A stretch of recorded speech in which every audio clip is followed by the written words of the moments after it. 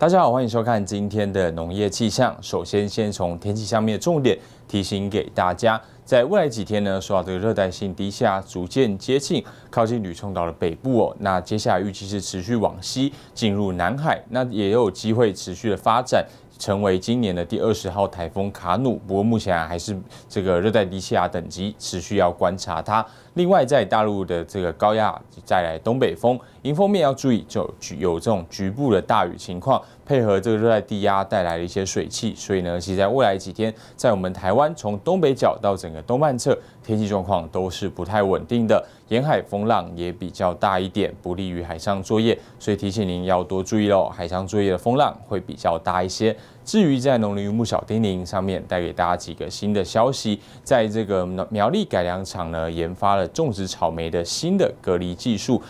来让这个草莓种植的前期啊，往往因为这个疾病而造成有30%以上这个草莓死亡。那新的技术呢，可以让这个死亡率啊大大的降低。大家有兴趣呢，可以来这个苗栗的这个改良场做一个了解。另外，在台东厂呢，也研制了这个集货场的果篮这个抬升装置，来让大家在这个搬运重物的时候，才不会让这个腰椎有一些职业伤害，可以更不费力的这个搬运这些果篮。这个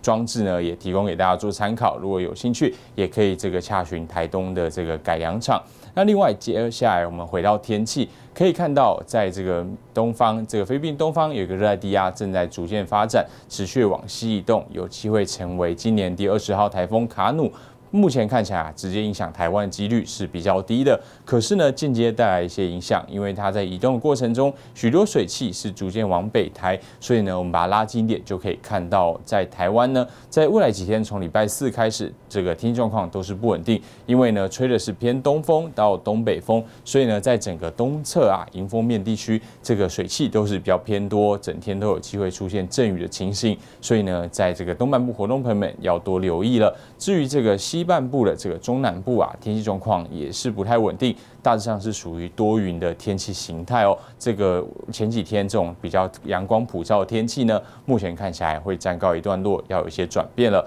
这样预测可以看到，星期四主要还是以这个东部以北到东北角有比较明显的雨势，到礼拜5呢，整个东半部都会有下雨的情况，礼拜6也是类似的天气，到了礼拜天还是有一点阵雨的状况容易出现，所以呢，其实在未来几天天气有一些不稳定，提醒您要多留意了。好，以上今天天气，谢谢您的收看。